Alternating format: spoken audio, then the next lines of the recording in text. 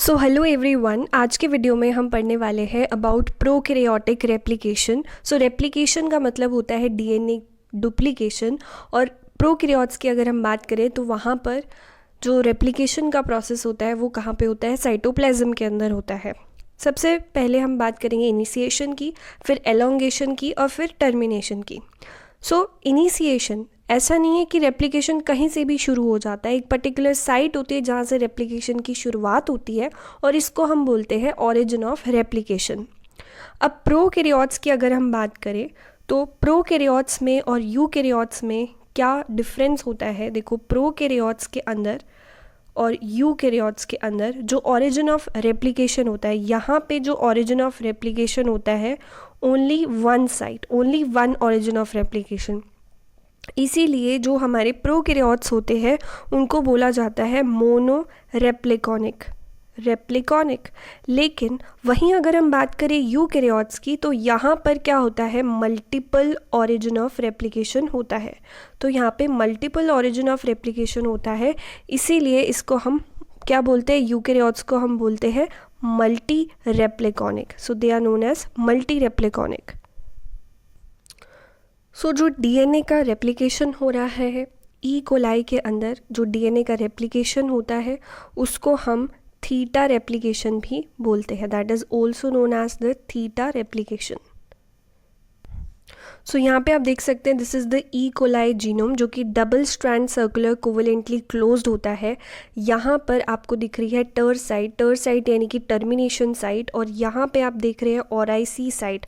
ओराइसी site वो site होती है जहाँ से रेप्लिकेशन की शुरुआत होती है। तो अगर हम स्ट्रक्चर ऑफ ओराइसी की बात करें तो इसको हमने यहाँ पे जूम करके बनाया है कि ओराइसी जो है वो किस तरीके की दिखती है। तो यहाँ पे आपको दिख रहा है 13 मर और 9 मर। सो यहाँ पे अगर आप देखें ओराइसी का जो स्ट्रक्चर है वो किस तरीके का है, तो यहाँ पे 13 मर सीक्वेंस है और 9 मर सीक्वेंस है। 13 मर का मतलब है कि यहाँ पे 3 रिपीट्स हैं। कितने? 13 बेस पेयर के 3 रिपीट्स हैं, मतलब 13 base pair 13 base pair 13 base pair के यहाँ पर 3 रिपीट्स हैं। तो इसको हम बोल रहे हैं 13 मर सीक्वेंस। 9 मर यानी कि ये 9 बेस पेयर हो गया, ये 9 बेस पेयर हो गया, तो 9 बेस पेयर के 5 रिपीट्स हैं। दैट इज़ द 9 मर सीक्वेंस। अब जो 13 मर सीक्वेंस होती है वो AT रिच होती है, यानी कि एडेनिन थाइमिन रिच होती है, और यहीं पे क्या होगा? अनवाइंडिंग होएगी। और जो हमारा 9 मर सीक्वेंस होता है यहाँ पे DNA प्रोटीन आकर के बाइंड करेगा। DNA बाइंडिंग साइट क्या होती है? 9 मर सीक्वेंस होती है। अब देखें यहाँ पे जो प्रोसेस है वो कैसे चलता है। सो सबसे पहले जो आपका DNA है, जो DNA प्रोटीन है वो कहाँ पे जाके बाइंड करेगा? जैसे मैंने आपको ऊपर भी बताया था कि वो 9 मर पे बाइंड करेगा। तो यहाँ पे आप देख सकते हैं कि जो DNA है वो 9 मर पे बाइंड करा है, और जो अनवाइंडिंग होगी, अनवाइंडिंग कहाँ पे होती है? अनवाइंडिंग होगी 13 मर रीजन में। अनवाइंडिंग होगी 13 मर रीजन में। हेलिकेज क्या है? हेलिकेज यहाँ पर है DNA B जो है वो हेलिकेज का काम करता है, और DNA-C जो है दैट इज़ हेलिकेज लोडर, यानी कि वो हेलिकेज को लोड करा के फिर क्या हो जाता है? रिमूव हो जाता है। हेलिकेज का काम क्या होता है? हाइड्रोजन बॉन्ड्स को ब्रेक करना, दोनों स्ट्रैंड्स को अलग करना। तो दोनों स्ट्रैंड्स को वो क्या करता है? अलग करता है, हाइड्रोजन बॉन्ड्स को ब्रेक करता है। सो जो DNA-C है वो क्या करेगा? B को लोड करा के रिलीज़ हो जाएगा।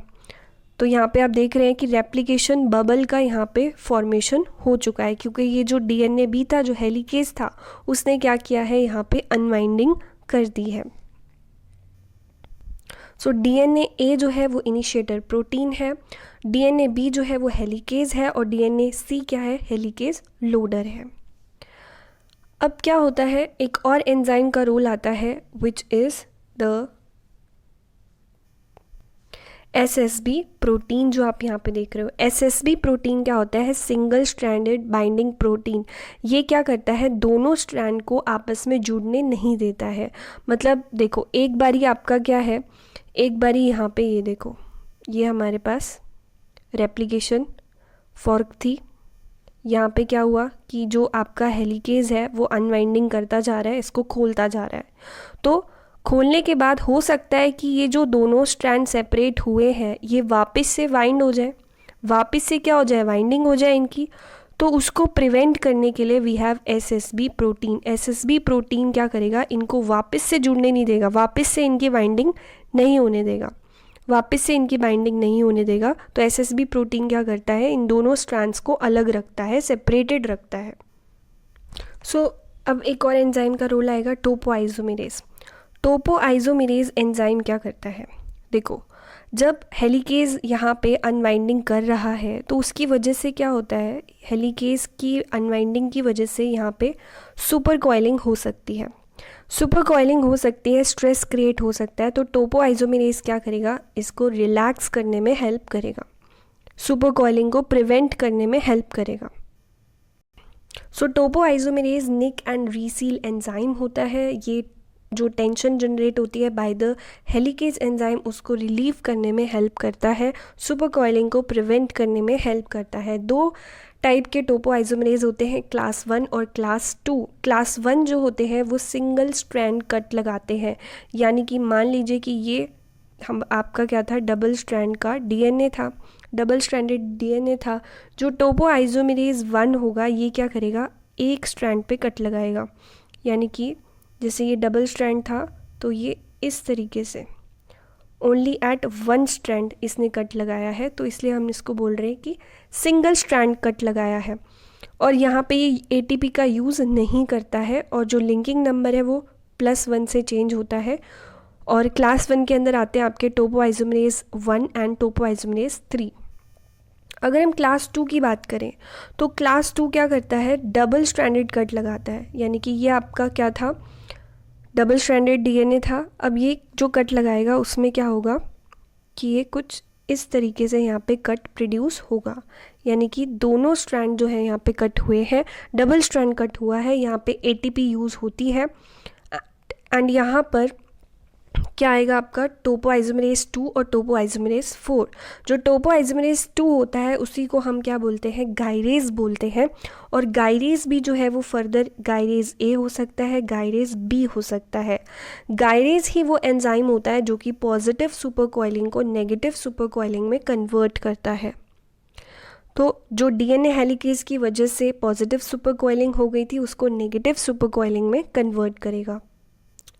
अब जो गायरेज ए है उसको इनहिबिट करने वाला कौन कौन से हमारे एंटीबायोटिक्स हैं, नैलिडिक्सिक एसिड, क्विनोलोन डेरिवेटिव, सिप्रोफ्लेक्सिसिन, नॉरफ्लेक्सिसिन, साइक्लोस्पोरिन, ये क्या करते हैं, गायरेज ए को इनहिबिट करते हैं।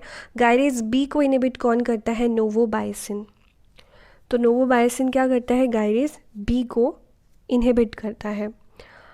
अब यहाँ पर जो रेप्लिकेशन हो रहा है वो बाई डायरेक्शनल हो रहा है। ये आपने देखा कि रेप्लिकेशन बबल बना। अब रेप्लिकेशन बबल जो है अगर हम उसको आधा करके देखें तो यहाँ पे 2 रेप्लिकेशन फॉर्क है, एक इस साइड है और एक इस साइड है, तो 2 साइड हमारा रेप्लिकेशन चलेगा। एंड यहाँ पे अगर आप बात करें लीडिंग और लैगिंग स्ट्रैंड की, तो अगर ये वाला जो स्ट्रैंड है अगर ये लीडिंग है, इफ़ इट इज़ लीडिंग, तो यहाँ पे क्या होगा, लैगिंग होगा। और अगर ये लीडिंग है तो इधर आपका लीडिंग होगा एंड इधर आपका लैगिंग होगा। तो इस तरीके से ये चलता है। सो अब इस रेप्लिकेशन बबल को अगर आप आधा करके पढ़ेंगे तो हम 2 रेप्लिकेशन फॉर्क है तो हम एक की बात करें, आधा करके हम इसको पढ़ रहे हैं, तो this is the replication fork. अब रेप्लिकेशन फॉर्क जो है, अब हमें क्या करना है, देखो डीएनए हेलिकेज ने अपना काम कर दिया, उसने क्या किया है, अपना जो दोनों स्ट्रैंड्स हैं उसने अलग कर दिए हैं, हाइड्रोजन बॉन्ड्स तोड़ के उसने दोनों स्ट्रैंड्स को अलग कर दिया है। अब नेक्स्ट काम आता है हमारा डीएनए पॉलीमरेज का और प्राइमरेज का। प्राइमेज देखो, डीएनए पॉलीमरेज क्या करेगा, न्यूक्लियोटाइड्स को ऐड करेगा कॉम्प्लीमेंट्री टू द टेम्पलेट। ये क्या है आपका, ये है टेम्पलेट। अब इसके कॉम्प्लीमेंट्री यहाँ पे बेस पेयर्स ऐड होंगे, न्यूक्लियोटाइड्स ऐड होंगे, जिससे न्यू स्ट्रैंड की सिंथेसिस होगी। अब देखो रेप्लिकेशन में क्या होता है, देखो जैसे ये आपका क्या था, डबल स्ट्रैंडेड डीएनए था, तो रेप्लिकेशन के टाइम पे ये दोनों स्ट्रैंड्स क्या हो जाते हैं, अलग हो जाते हैं। ये जो है एज अ टेम्पलेट की तरह एक्ट करते हैं, टेम्पलेट की तरह एक्ट करते हैं। तो इन पे क्या होता है, जब इनकी सिंथेसिस होती है तो आपको जो इस तरीके से मिलते हैं, यानी कि रेप्लिकेशन जो है वो सेमी कंजर्वेटिव होता है, आपको 50% न्यू मिलता है स्ट्रैंड, 50% पेरेंटल मिलता है। तो डीएनए पॉलीमरेज जो है, डीएनए पॉलीमरेज 3 मेजर पॉलीमरेज है प्रोकैरियोटिक रेप्लिकेशन में। इसके बड़े नखरे हैं। देखो नखरा क्या है कि एक तो इसको चाहिए सिंगल स्ट्रैंड, काम करने के लिए इसको चाहिए सिंगल स्ट्रैंड। दूसरी चीज़ इसको चाहिए 3' OH ग्रुप, फ्री 3' OH चाहिए। देखो जो रेप्लिकेशन होता है, पॉलीमराइजेशन की जो एक्टिविटी है वो 5' to 3' होती है। रेप्लिकेशन कैसे होता है, 5' to 3' होता है। तो ये आपकी जो रेप्लिकेशन फॉर्क थी कुछ इस तरीके से 5' to 3', 3' to 5'। देखो जो डीएनए होता है वो 2 स्ट्रैंड्स जो है एंटी पैरेलल होते हैं, दोनों की पोलैरिटी जो होती है वो डिफरेंट होती है, ऑपोजिट होती है। एक की पोलैरिटी अगर 5' to 3' है तो दूसरे की 3' to 5' होएगी। तो ये जो आपका पॉलीमरेज है इसके पहला इसका शर्त क्या है कि भाई मुझे सिंगल स्ट्रैंडेड टेम्पलेट चाहिए काम करने के लिए, तो वो तो हमने इसको दे दिया, चलो ये सिंगल स्ट्रैंड हमने इसको दे दिया।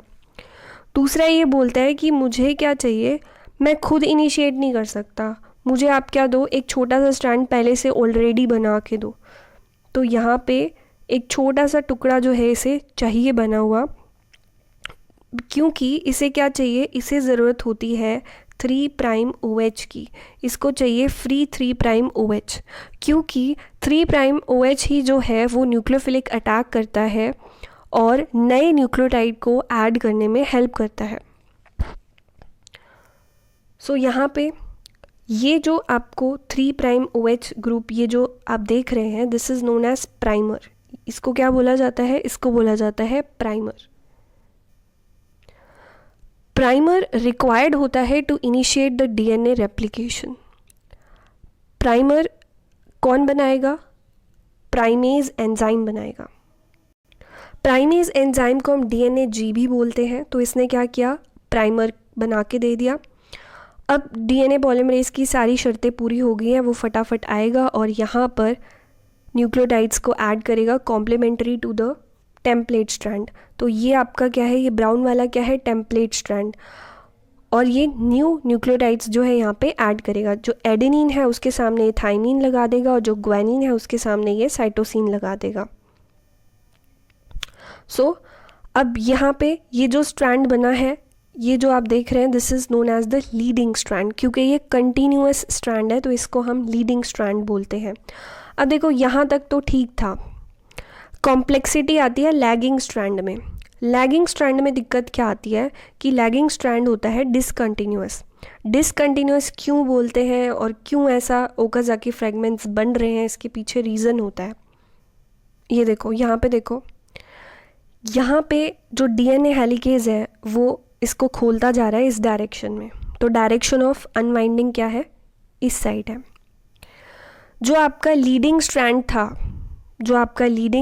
था वो आराम से बन गया था, क्योंकि उसकी जो डायरेक्शन थी वो बराबर थी किसके, डायरेक्शन ऑफ अनवाइंडिंग भी यही है, डायरेक्शन ऑफ सिंथेसिस भी यही है।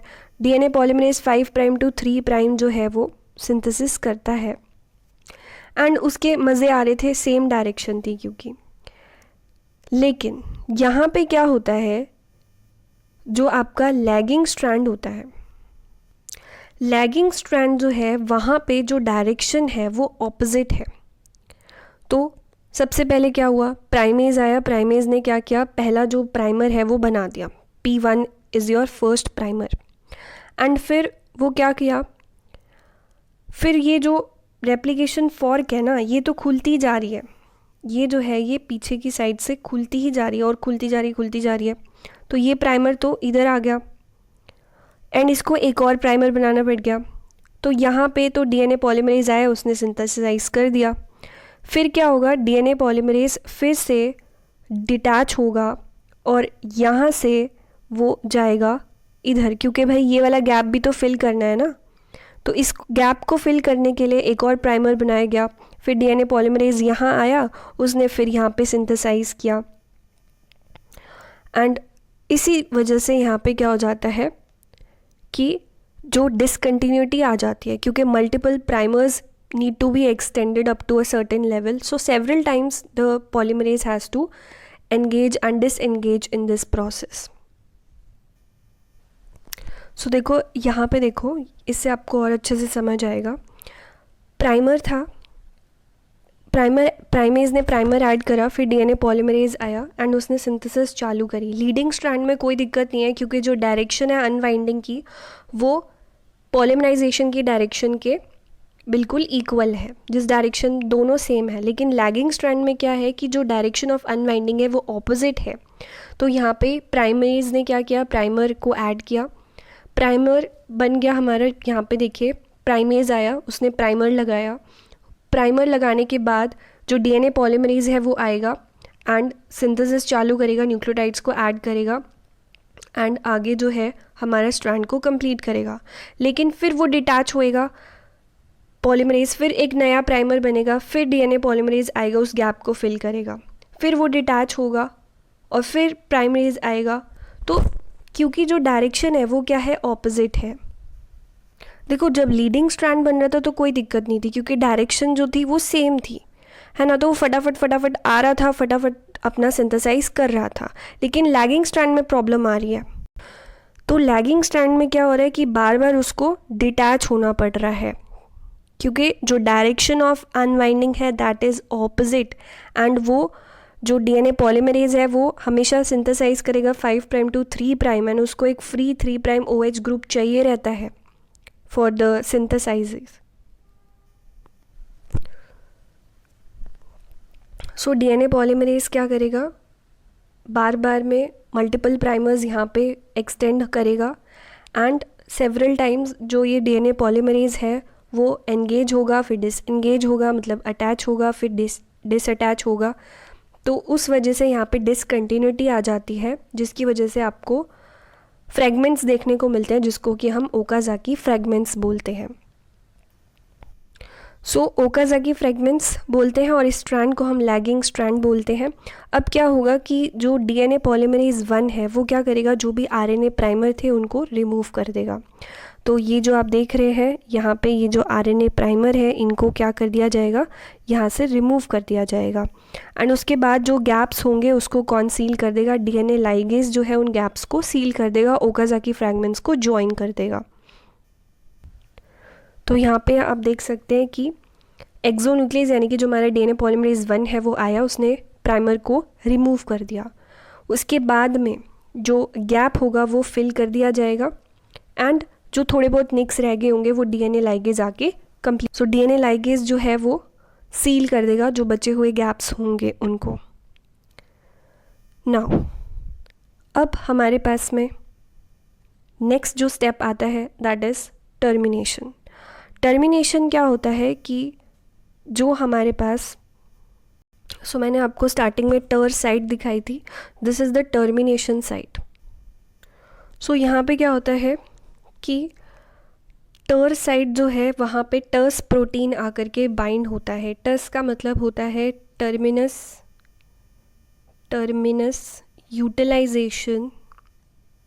Utilisation substance. सो टस प्रोटीन आके बाइंड होता है। टस टर का ये जो कॉम्प्लेक्स बना है वो क्या करता है, रेप्लिकेशन को बंद कर देता है, स्टॉप कर देता है।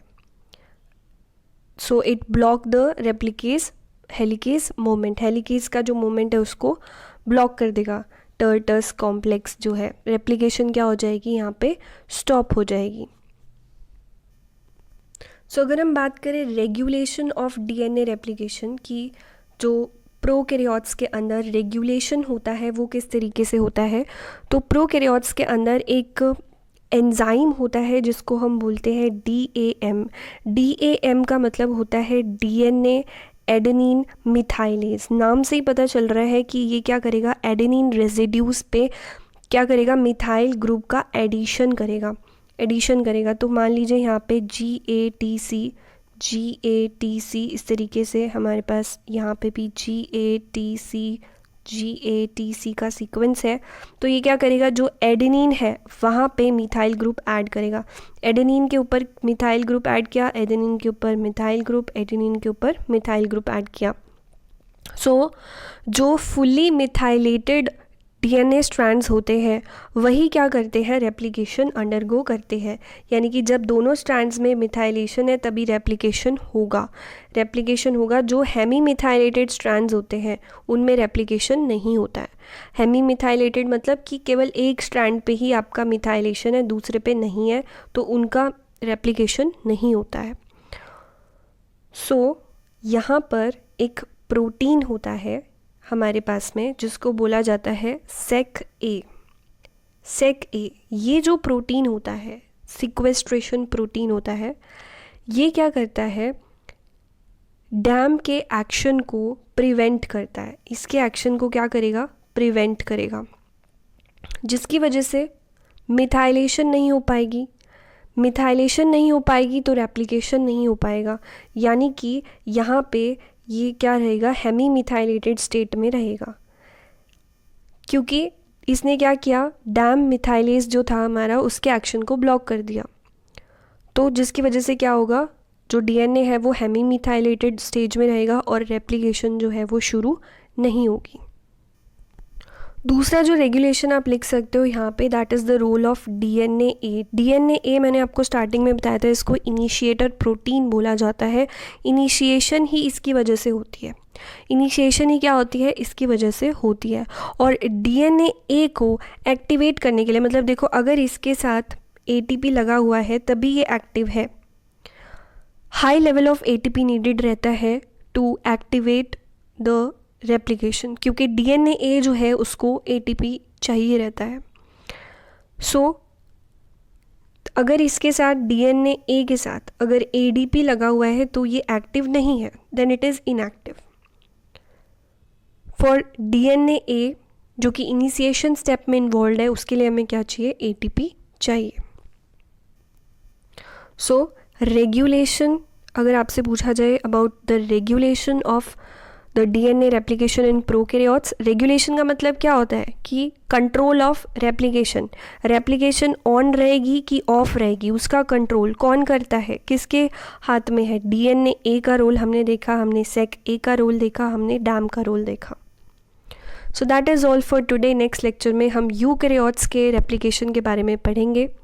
सो अगर वीडियो आपके लिए हेल्पफुल था तो प्लीज़ अपने फ्रेंड्स के साथ भी शेयर करें। एंड अगर आप चैनल पर नए हैं then please subscribe for more updates. Thank you and have a great day.